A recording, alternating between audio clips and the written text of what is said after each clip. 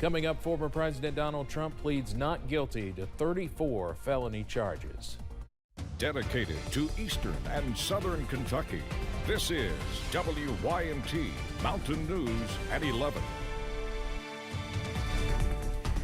Good evening, I'm Steve Hensley. Former President Donald Trump is vigorously defending himself tonight after being charged with more than 30 felonies on Tuesday. There was no mugshot taken, but he was fingerprinted. CBS's Christian Benavidez is outside Mar-a-Lago with more on the historic charges and Trump's response. Former President Donald Trump railed against Manhattan prosecutors during an event at his Mar-a-Lago estate Tuesday night. This fake case was brought only to interfere with the upcoming 2024 election, and it should be dropped immediately. Trump showed little emotion earlier in the day as he walked into a Manhattan courtroom where he pleaded not guilty to 34 felony counts of falsifying business records. They set up shell companies. District Attorney Alvin Bragg alleges Trump concealed hush money payments to 3 individuals threatening to reveal negative information about him during the 2016 election. $30,000 to cover up a story about a child he had out of wedlock, and more than $100,000 to 2 separate women claiming sexual relationships. Catch and kill scheme. That is a scheme to buy and suppress negative information to help Mr. Trump's chance of winning the election. Trump's lawyers say they'll file a motion to dismiss the case. The next hearing isn't scheduled until December. He's upset, but I'll tell you what, he's motivated. CBS News legal analyst Jessica Levinson says the 34 counts come from 11 different payments. The invoice, the ledger, and the check. Now, why do we have 34, not 33? Because I believe for one of the hush money payments, there's 2 ledger entries. The judge did not impose a gag order, but did ask the defense team to remind Trump to refrain from making statements that could incite violence. Christian Benavidez, CBS News, West Palm Beach, Florida. Former President Trump is the first former president to face criminal charges.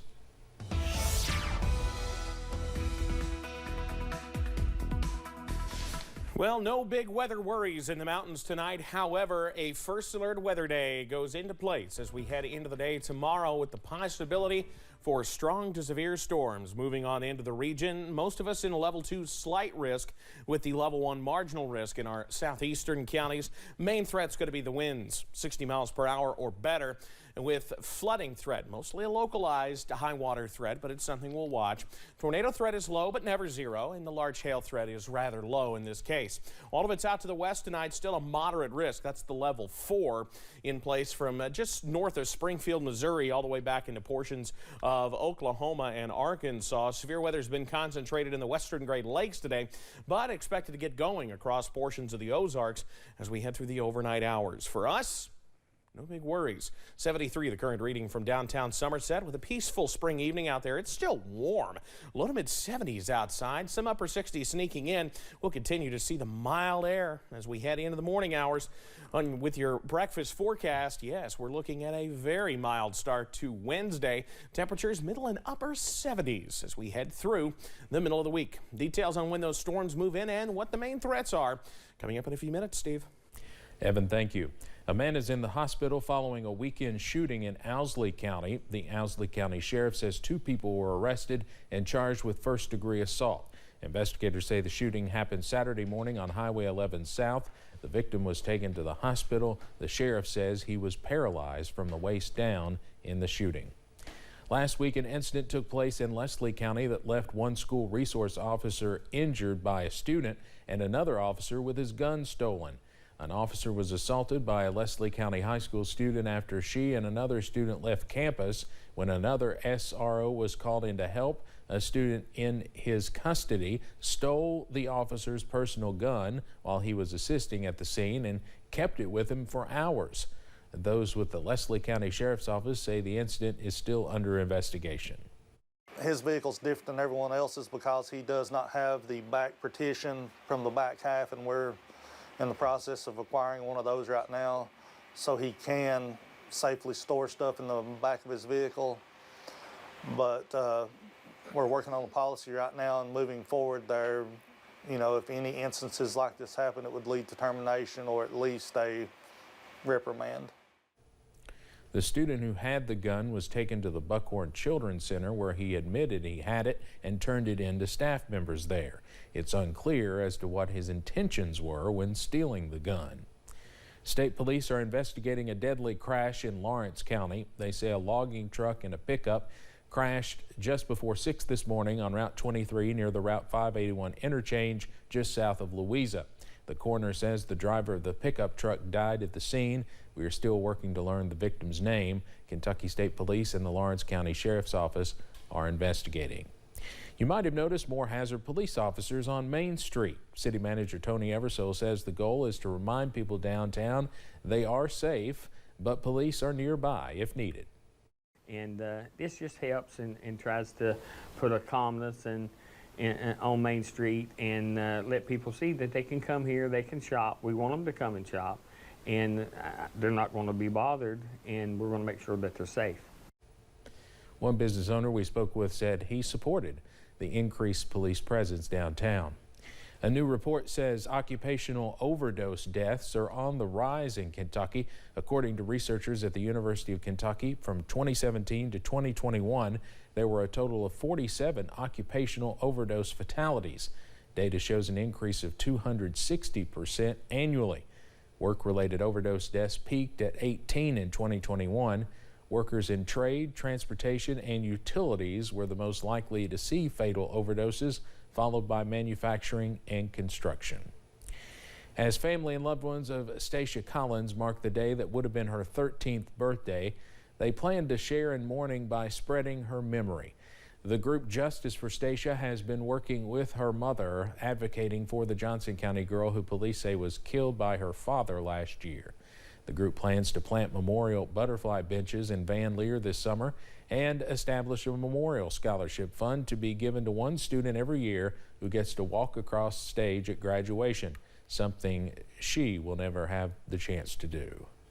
And I think it's really important that now that we have the scholarship foundation and the fund for her, that every time a child walks across the stage for graduation at Johnson Central, her name will be said. It will be remembered. Her mother, Summer Mullen, says it's almost like Stacia will have the chance to walk across the stage for years to come, helping others fly toward a future that was stolen from her. A Pulaski County community continues to mourn the loss of a high school football player. 17-year-old Andrew Dodson died yesterday. He was tackled during a scrimmage Friday night and hit his head. His exact cause of death has not been released. His friends say they'll miss his positivity, the happiness and passion he put out, and the great times they all shared together. His positive attitude. He was kind of the glue guy in our friend group. Everybody had a positive relationship with him, and I think that will be what we miss most. Visitation will be held at the Center for Rural Development in Somerset Thursday from 5:30 p.m. until 9 p.m. and again on Friday morning from 10 until 11 a.m. The funeral for Dodson will then take place Friday after the visitation in the same location, the Center for Rural Development.